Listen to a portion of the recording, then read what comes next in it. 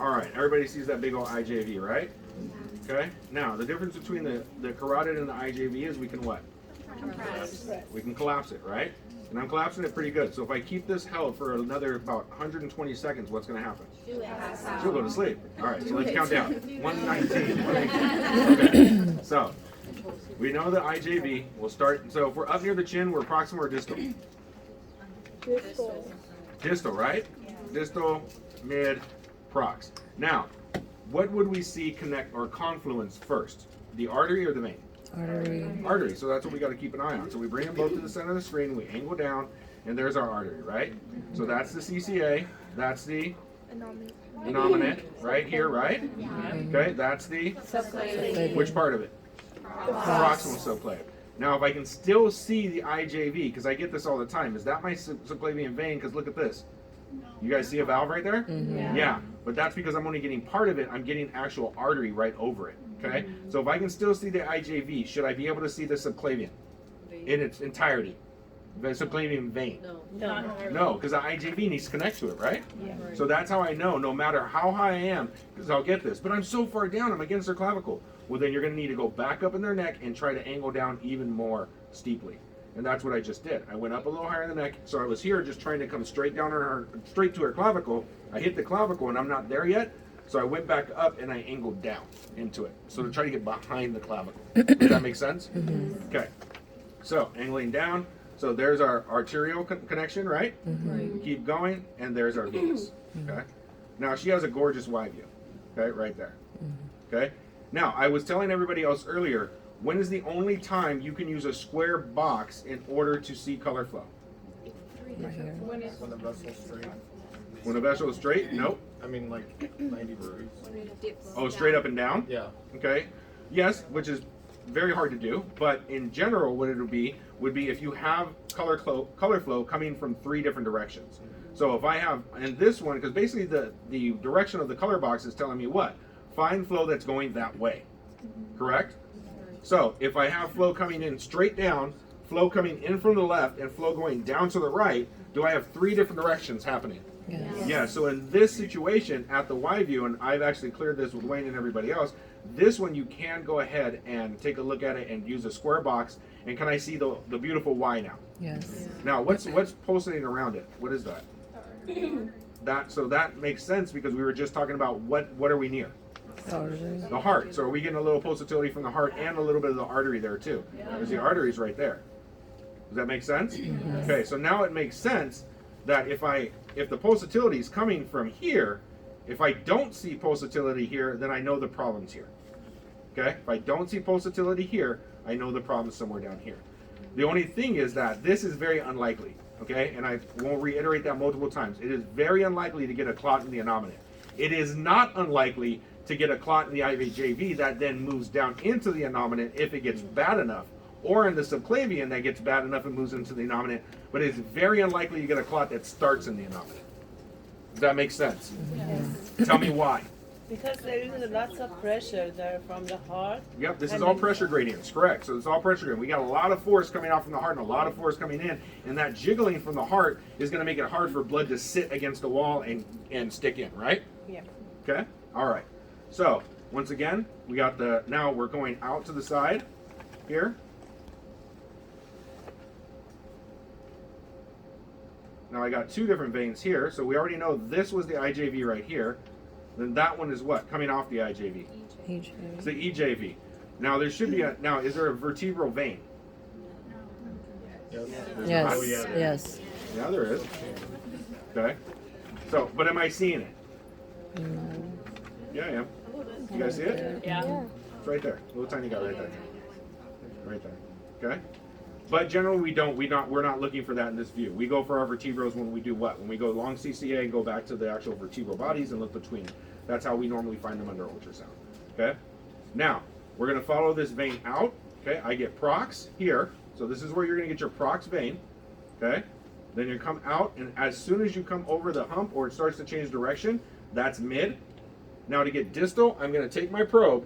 I'm going to go straight down. I'm going to go at a 45 degrees to the left. So 45 to the left, and then I'm going to come straight down on the lateral part of the chest.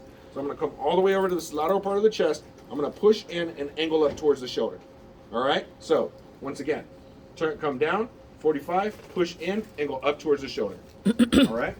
Now this is where you want to make sure you have plenty of gel, because when you start pushing on patients and sliding, if you don't have gel, you're just rubbing against them and it hurts. Okay. So Where are once you on the body? I'm right beneath the clavicle, so I'm right beneath the clavicle on the lateral part of the chest. So here's where we were. Okay, above the clavicle, I moved over, came under the clavicle, and I'm going to angle up. So I'm right next to where the shoulder is. Okay, this is the starting point. We're going to climb back up, but this is where we're going to start. Makes it really easy to see things. Okay, and that whole thing is to make it as easy for you as possible, so your time doesn't take too long. Now, what I'm going to do is I'm going to push down, angle up towards the shoulder. I'm not going to see anything. I don't expect to see anything yet. Well, on her I can, but I don't expect to see anything yet. Okay, I'm going to angle down. The first vessel I should see should be artery or vein. Artery. Artery or vein, right? So she's artery first. You guys see the artery there? Yes. And she has, once again, she has that little one that goes up, the circumflex artery. So we see the artery, and I angle down. Beneath the artery should be what? Vein. Vein. Now here's the problem. When I pushed in and angled up, did I compress the vein? Yes. Yeah. So when I see the artery, I want to release pressure and angle down, and there's my vein. See it there? Okay. And then all I got to do is slide back up. I'm looking for I'm just sliding up the arm towards I was going to say Adam's apple, but I hope you didn't have one. Slide up towards the neck, okay? And I want to see the clavicle. So you see the clavicle here? That is my landmark to know that I'm at the distal what? Subclavian. Okay, distal subclavian. That's how I know I'm at the distal subclavian. So for the artery and the vein, this is my landmark to know I'm at the distal subclavian. Okay, then what I'll do is I'll just sweep up and down and try to see if I see any vessel that's coming up and out. And do you guys see one right here? Yes. So the one that comes up and out and goes over, so then I'm going to change my angle. I'm going to move, and the way I do it is this. So this whole time I'm still at that 45, sliding up. Once I want to see the cephalic, when I see it, I'm going to angle back to almost complete flat transverse or up to the right more. Okay, so I'm going to go from 45 to the left and keep going up until about 45 to the right to get that to elongate out and connect. And I need to see that connection.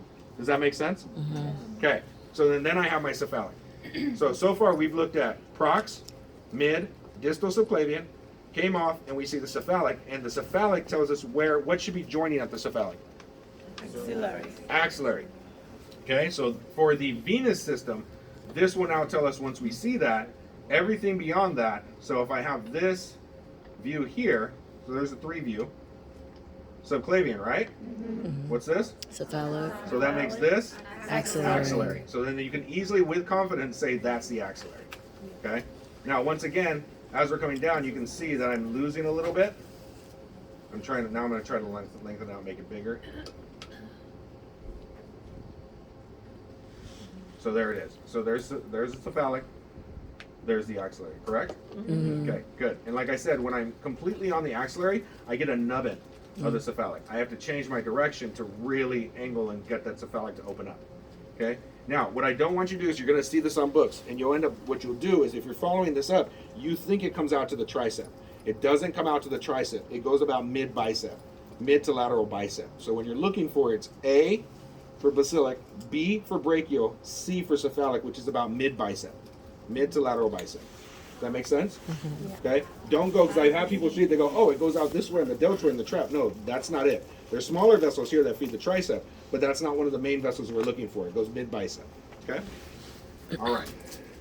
So now, Guys, where George froze that, he's got your ribs, the first 2 ribs in the image. So if you guys look like over, yeah, so you see down like below that vessel on either side, on the far sides, you can see hyperechoic shadow, hyperechoic shadow.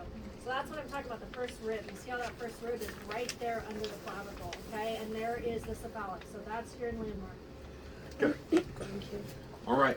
So we're at the 45. So we just saw the venous system, right? Now, on most people, you're going to see this happen. Okay. So we already said the artery is on top of vein, right? Okay. When we get to the clavicle, just like when we get to the pop, they switch. Okay. So that's vein on top. If I angle up, there's my artery. You see it? Pulsing away. Bump, bump, bump. So there's my artery under the vein at the area of the distal subclavian. Then when they come up, they flip and they go over again. So then I have artery over vein. So that's why I said if you start here in the lower portion, you find it and just follow it up, it's your easiest way of not getting lost. So there it is. Now hers, for you guys, will be hard. And the reason I'm saying that is because hers are literally like this. Some people are they're split up, hers are like literally on top of each other. So I'm having to make sure to stay in the artery or the vein when I'm sliding. So go slow when you're first starting and get used to that movement, and then you can speed up afterwards. Okay? All right. So once again, on the venous system, we know that once we pass the cephalic, it's axillary, right? Now, what about the arterial system? Because here's the artery. This is just the drop. As it starts to change direction, right? Yeah. So as it starts to change direction, now it's axillary. Okay? And like I said, we may see, and on her we saw a vessel coming up, that's the circumflex artery of the humerus. And if we see one coming anywhere around here, we see one that it splits. I get people all the time going, oh, that's the split of the axillary. Well, the axillary doesn't split, into the cephalic and brachial, right? So that split would have to be the subscapular artery. You're going to see it on some people you won't. So then once we have the axillary and we can see it coming down, once again, I'm at that 45 to make it real easy. I'm going to get that, get my grayscale, get my color, get my waveform. Okay? We expect all of these to be what kind of waveforms? High resistant. High resistance and pulsatile triphasic, right? Yeah. Okay. All right. So now that I have that, I'm going to take her arm, and now I'm going to rotate her arm out. This is where I tell you, everybody, just gel them up. Okay? Just gel up the upper arm. And say you're sorry later. Okay? Now, once we turn here, what happens to the probe? We do what? Towards the head. So the notch was here, up in the shoulder. As soon as we got into the arm, it flips over. And then we turn the probe, we go trans, we go which way? Left or right? Left. Always go left. Never go right, and it will make sense, because if you end up like this and you're scanning like this, you know you're doing it wrong, because that's going to hurt the whole time. Okay? So, starting transverse, go up into, all the way up, and I mean all the way up into the pits. And you guys just ate lunch, so this should be extra juicy. Okay? No? Didn't agree? Okay. Liars. Okay. No, none of us went. I swear, we're all just made of popcorn and sunshine.